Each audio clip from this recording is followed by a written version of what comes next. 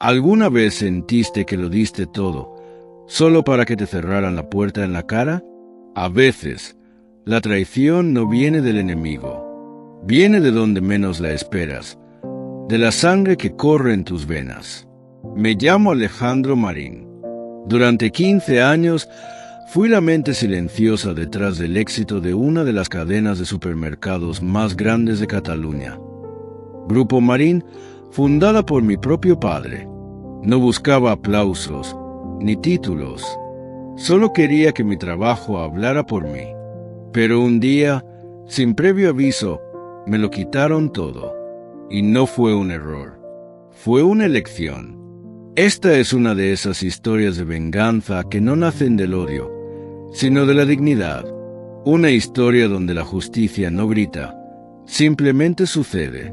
Y mientras te cuento cada paso de este camino, desde el dolor hasta la redención, me pregunto si tú también has vivido algo parecido. Si al terminar este vídeo te queda una espina en el corazón, no lo guardes. Escribe en los comentarios, ¿te ha pasado algo así?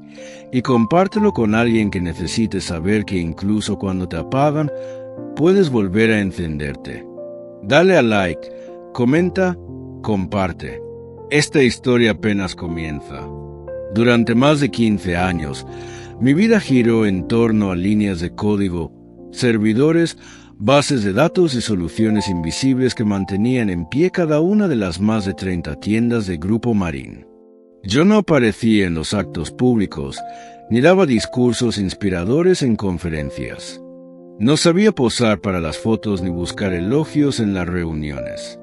Pero detrás del telón, era yo quien sostenía la estructura tecnológica que permitía que miles de transacciones se realizaran cada día sin errores. Mi padre, don Ernesto Marín, fundador y presidente de la empresa, siempre fue un hombre severo. Le gustaba la autoridad, las cifras claras y la obediencia silenciosa. Desde pequeño, me enseñó que el deber estaba por encima del deseo. Y quizás por eso me convertí en ese hijo obediente que nunca cuestionaba nada, que asumía cada carga sin protestar y que, incluso cuando tenía mejores ideas, las escondía por no parecer arrogante. Mientras mi hermano Javier crecía entre cenas de negocios, viajes con ejecutivos y sesiones fotográficas para la prensa económica, yo pasaba mis días y noches diseñando el sistema centralizado que optimizó desde la gestión de inventarios hasta el programa de fidelización. Recuerdo tardes enteras en la oficina vacía, cuando todos ya se habían marchado, afinando algoritmos, corrigiendo errores que nadie había notado, dejando todo perfecto para que al día siguiente la maquinaria no fallara. Mi mayor recompensa era que nada se rompiera, y sin embargo, nadie parecía notarlo. No me dolía no ser reconocido en público. Lo que sí comenzaba a pesar era la forma en que mi padre miraba a Javier, como si él fuera el verdadero heredero del imperio. Alejandro, tú eres técnico, no gestor, me decía, casi como una sentencia. Lo tuyo es resolver, no decidir. Yo asentí en silencio, tragándome una sensación cada vez más amarga. Me decía a mí mismo que mi tiempo llegaría, que eventualmente verían el valor real de lo que yo hacía. Pero ese día nunca llegó. Recuerdo una ocasión en particular, hace unos años, cuando propuse invertir en un sistema de respaldo y documentación para que el conocimiento no dependiera únicamente de mí. Mi padre me escuchó en silencio, cruzado de brazos, y luego simplemente dijo, «Eso es gastar por gastar. Mientras funcione, no lo toques». En ese momento comprendí que no le preocupaba el futuro, sino solo el presente inmediato, y que la estabilidad que yo construía, para él, no era más que un gasto innecesario. Aún así, seguí trabajando, porque, en el fondo, pensaba que lo hacía por la familia, por mantener vivo el apellido Marín. Pero esa ilusión estaba a punto de romperse. Lo que no sabía era que todo ese esfuerzo silencioso, toda esa entrega sin aplausos, sería despreciada de la forma más brutal e inesperada. Y ese momento llegó, mucho antes de lo que imaginaba. Aquel lunes por la mañana, el cielo de Barcelona estaba cubierto de un gris pesado que parecía anticipar la tormenta. Al llegar a la sede central del Grupo Marín, todo parecía normal, pero había algo en el ambiente que no encajaba. Miradas evitadas, saludos forzados, un silencio artificial que recorría los pasillos como un eco mudo.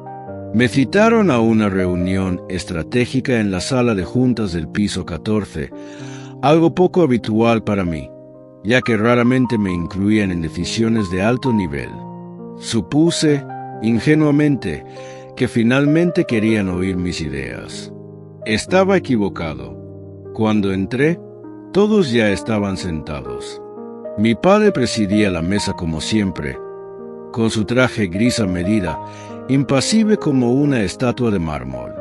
A su derecha, Javier, mi hermano menor, sonreía con una tranquilidad que, en ese momento, no supe interpretar. Los miembros del consejo evitaban mi mirada. Sentí un escalofrío. «Alejandro», dijo mi padre sin levantar la voz, «agradecemos tu puntualidad. Esta reunión es breve». Ese tono seco y profesional me alertó. Se aclaró la garganta y continuó. «El Consejo ha decidido reestructurar el área tecnológica. Los costes actuales son excesivos y la operativa necesita un cambio de visión. Tu rol, aunque ha sido valioso en el pasado, ya no se alinea con la dirección futura de la empresa. Al principio, no entendí. Creí que hablaba en general. Pero luego deslizó lentamente un sobre hacia mí. A partir de hoy, dejas de formar parte del equipo. Tu contrato se da por finalizado con esta carta. Javier asumirá temporalmente la coordinación del área técnica mientras definimos una nueva estructura. Mi vista se nubló por unos segundos. No por el sobre, ni siquiera por las palabras, sino por el rostro de mi padre, frío, distante, sin una pizca de emoción, como si me estuviera echando por error, como si yo no fuera su hijo. ¿Estás diciendo que me despides?, pregunté, más incrédulo que dolido. Estoy diciendo que la empresa necesita avanzar, replicó sin parpadear. Y tus métodos ya no son los adecuados. Javier no dijo nada, solo desvió la mirada, con una mezcla de culpa y satisfacción que nunca olvidaré. Tomé el sobre sin abrirlo.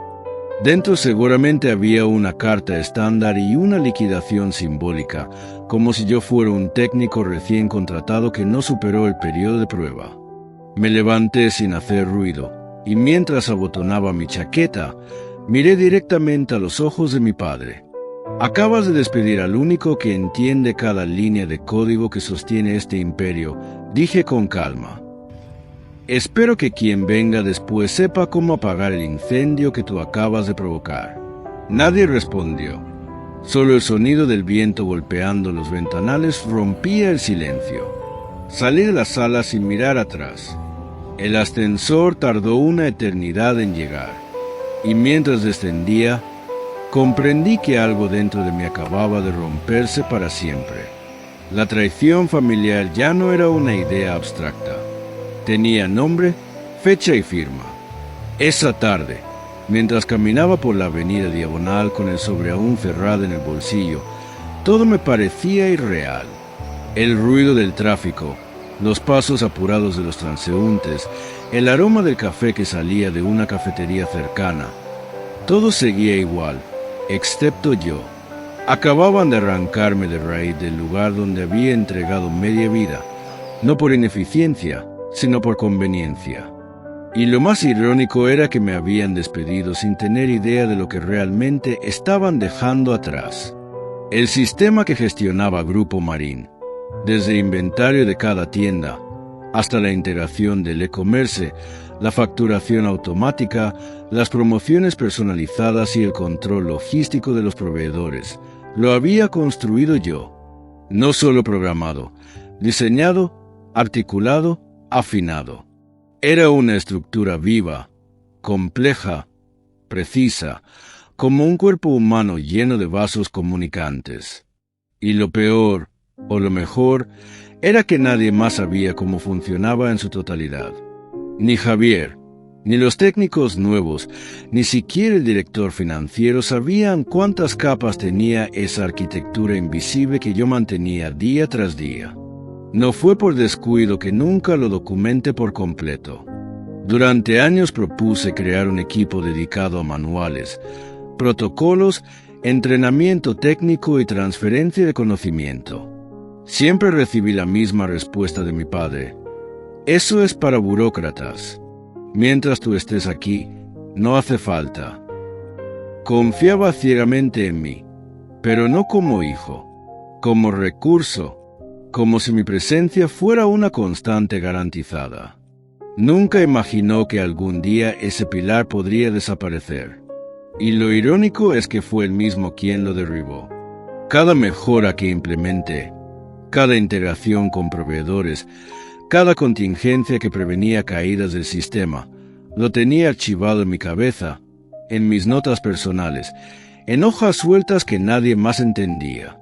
El algoritmo de predicción de demanda, que ahorraba miles de euros en sobrestock y roturas, había sido una obsesión mía durante meses. Las alertas automatizadas que avisaban sobre rupturas de stock antes de que ocurrieran, también. Y ahora todo eso quedaba a la deriva. Lo que mi padre veía como una tecnología complicada que nadie más comprendía, en realidad era el corazón del negocio. Me senté en un banco frente al Passeig de Sant Joan, viendo el movimiento constante de la ciudad, mientras pensaba: ¿cuánto tiempo resistirá ese sistema sin mí? ¿Semanas? ¿Días? ¿Horas? Y entonces sentí algo que me sorprendió, no rabia, no tristeza, sino una paz silenciosa. Por primera vez, no era mi responsabilidad sostener nada. Habían elegido, me habían liberado, pero una certeza empezó a formarse dentro de mí, como una chispa que apenas necesitaba. Se habló de ella. Después de aquello, comencé a notar un patrón. A Javier lo invitaban a los eventos corporativos, a las cenas con socios, a los congresos internacionales. A mí me dejaban frente a la pantalla con el sistema. Tú eres el cerebro, me decía mi padre, como si eso fuera una jaula en la que debía permanecer, lejos de la estrategia, de la representación, de las decisiones. Una vez, incluso, cuando propuse asistir a una cumbre de innovación en Madrid, me respondió: no necesitamos más ideas, Alejandro. Necesitamos resultados. Como si yo solo sirviera para resolver problemas, pero no para construir futuro. Y sin embargo, era yo quien respondía a las llamadas a las 3 de la madrugada cuando el servidor fallaba. Yo quien cubría las vacaciones de los técnicos. Yo quien evitaba apagones de sistema justo antes de los fines de semana largos. Recuerdo haber pasado Nochebuena en la oficina central, solo mientras los demás brindaban en casa de mis padres. Alguien había olvidado cerrar correctamente el proceso de fin de mes, y si no lo corregía, los pagos a proveedores se paralizarían. Javier, en cambio, era el rostro sonriente en las redes sociales de la empresa. El que entregaba premios, daba entrevistas, cortaba cintas. Una vez incluso lo vi en una portada de revista económica con el titular: El joven marín que moderniza el legado de su padre. Leí ese artículo sentado en la sala de servidores, cubierto de polvo y rodeado de cables, y sentí algo que no quise admitir. No envidia, sino una tristeza profunda, porque todo eso no era su culpa. Era nuestra historia familiar repitiéndose, un hijo que se sacrifica y otro que recibe la corona sin haber sudado por ella. Esa noche comprendí que, en esa familia, el mérito no siempre se premiaba, pero aún no sabía que algún día esa balanza se inclinaría y lo haría con fuerza, porque la justicia, aunque tarde, siempre encuentra el camino. 3 días después de mi despido, cuando aún no sabía cómo llenar las horas, recibí un correo electrónico inesperado. El remitente, Laura Beltrán, directora de Recursos Humanos de Mercanova Retail, el mayor competidor de Grupo Marín en toda la zona noreste de España. El asunto decía simplemente: «Queremos hablar contigo, Alejandro». Pensé que era un error o una formalidad cualquiera, pero al abrir el mensaje me quedé helado.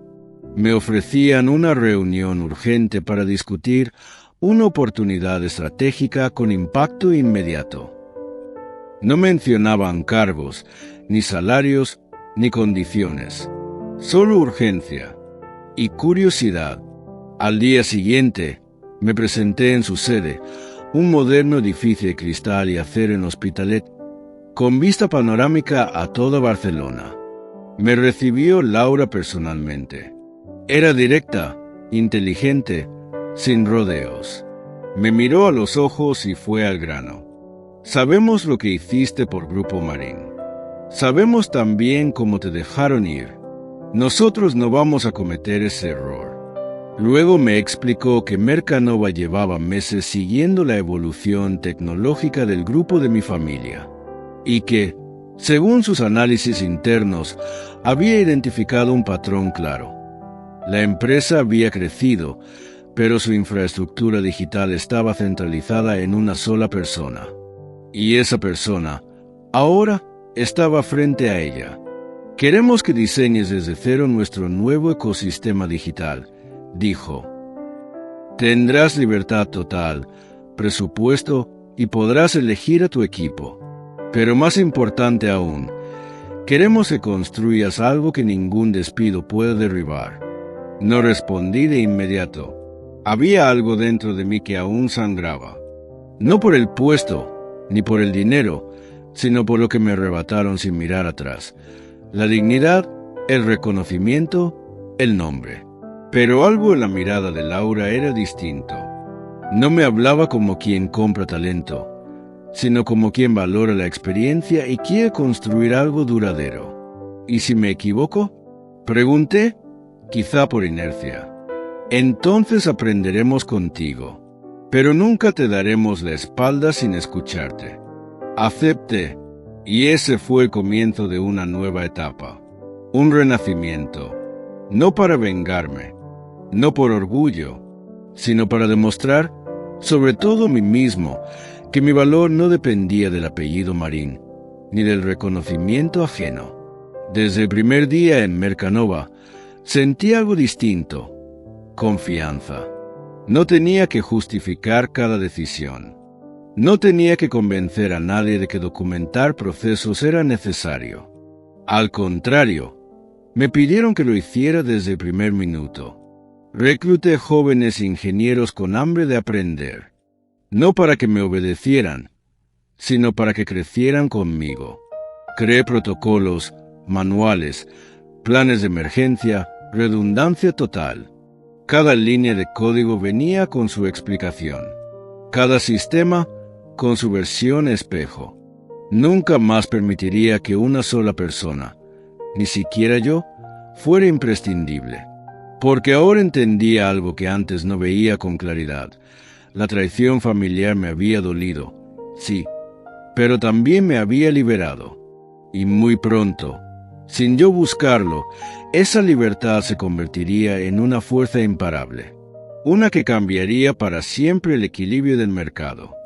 Apenas habían pasado 2 semanas desde que comencé en Mercanova cuando empezaron a llegarme rumores.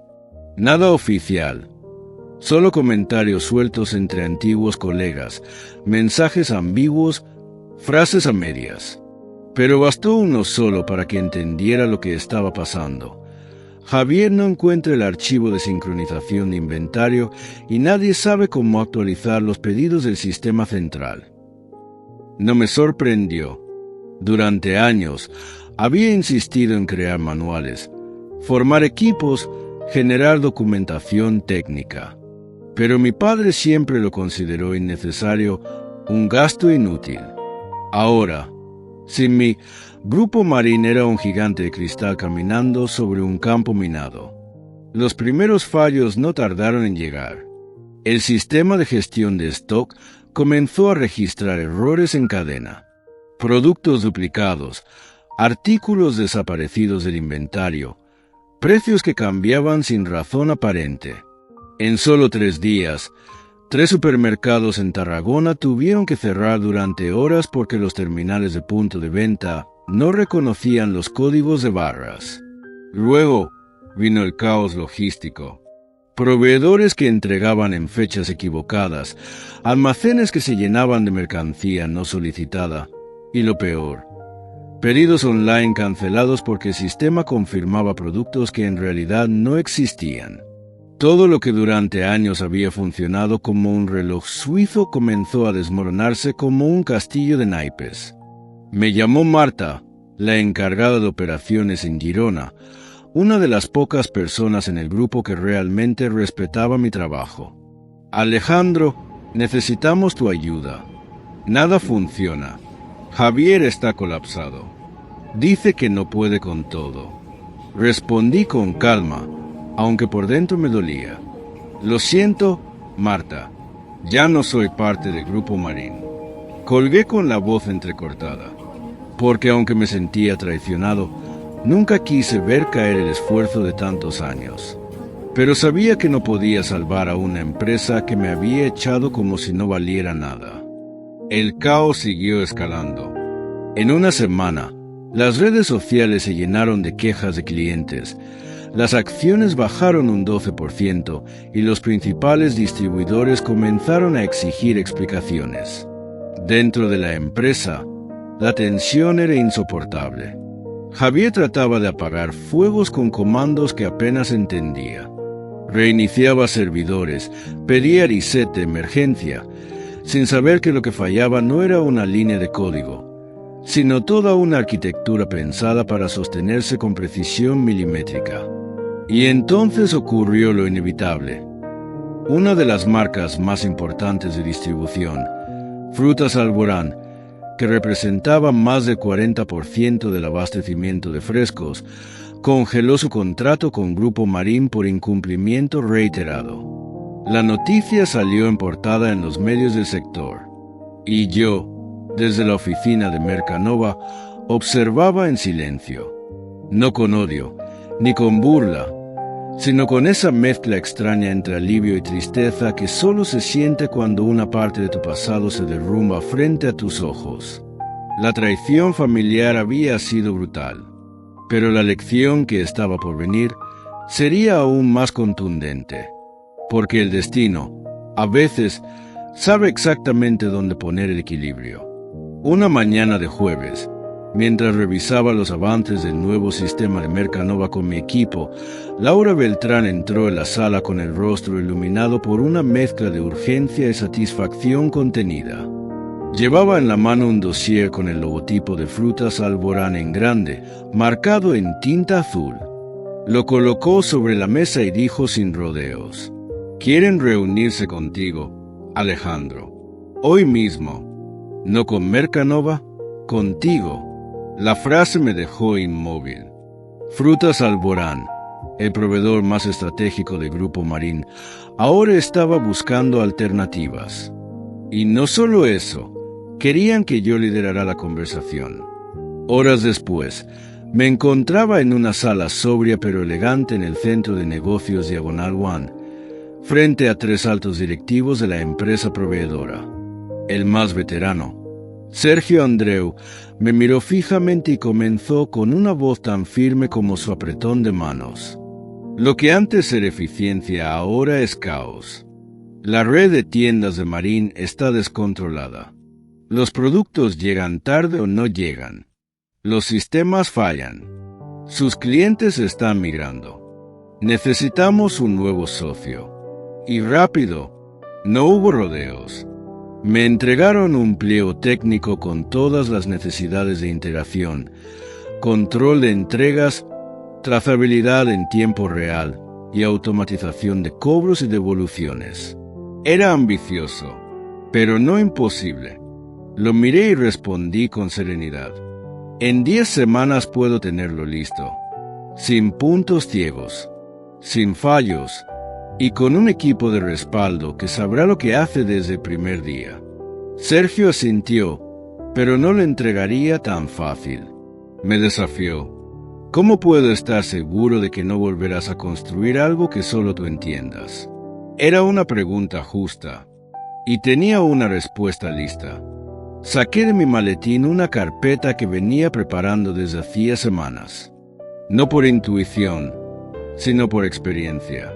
En su interior, un plan detallado, diseño de sistema, fases de desarrollo, documentación por módulo, políticas de seguridad, protocolos de formación y contingencias.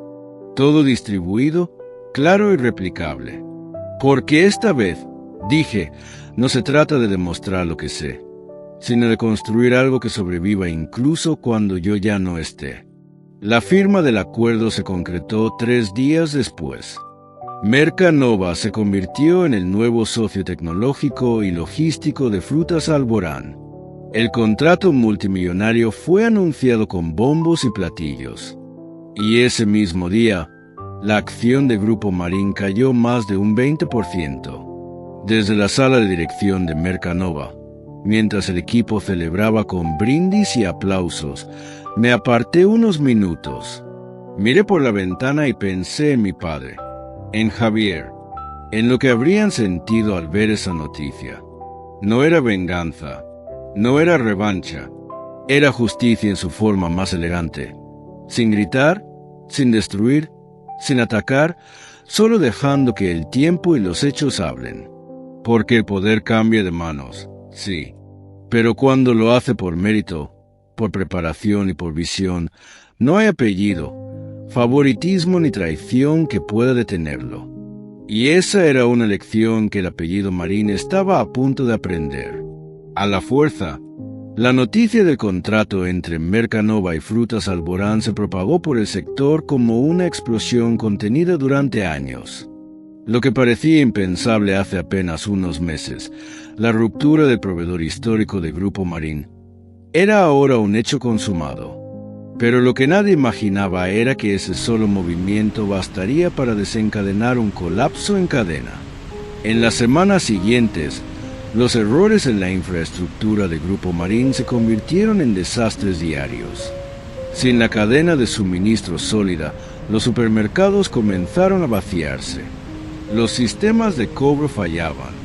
El programa de fidelización colapsó por completo.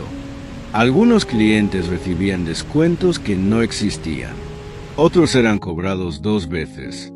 Las tiendas más pequeñas directamente cerraron durante días, incapaces de operar. La prensa empezó a hablar de la caída silenciosa de un imperio familiar. La bolsa castigó sin piedad. Las acciones se desplomaron.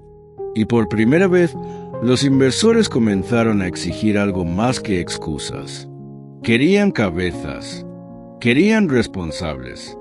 Y los ojos ya no estaban puestos en los técnicos, sino en Javier. Fue entonces cuando ocurrió lo que ni en mis sueños más retorcidos habría imaginado. Mercanova fue invitada a liderar las negociaciones para adquirir Grupo Marín. La ironía era imposible de ignorar.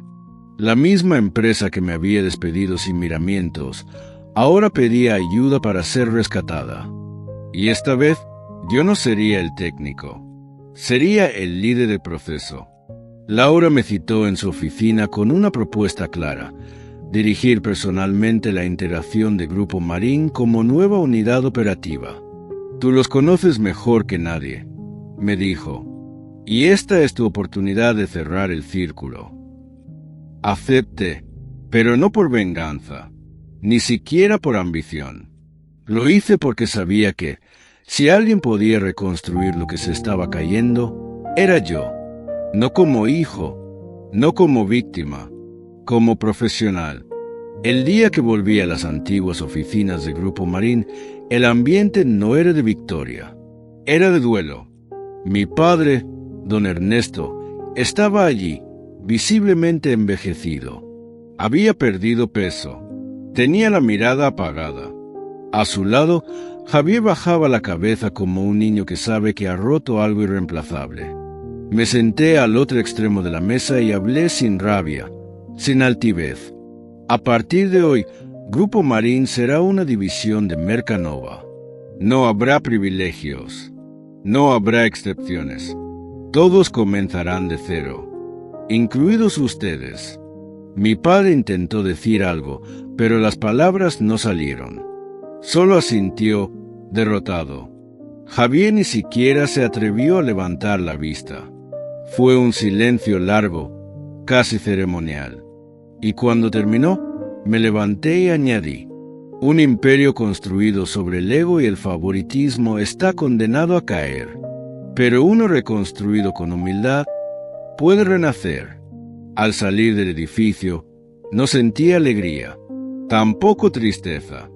Sentí, por primera vez en mi vida, que el peso de aquel apellido ya no me aplastaba.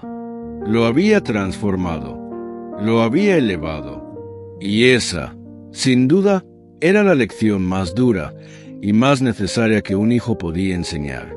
Hay venganzas que no se construyen con odio ni se gritan con rabia. Se construyen en silencio, con paciencia, con verdad. Esta fue una de esas historias de venganza que no buscan destruir, sino recuperar la dignidad perdida. Alejandro no alzó la voz, no rompió nada, solo se fue y dejó que el tiempo hablara por él. Porque hay momentos en los que el mayor acto de justicia no es pelear, sino renunciar y seguir creciendo. Y al hacerlo, demostrar que el verdadero valor no necesita ser defendido. Se prueba solo con hechos. Si alguna vez te pasó algo parecido, si te dieron la espalda después de darlo todo, escribe en los comentarios: ¿te ha pasado algo así? Porque tu historia también merece ser contada. Y aquí no estás solo. Si esta historia te tocó por dentro, si te hizo pensar en alguien o en ti mismo, compártela.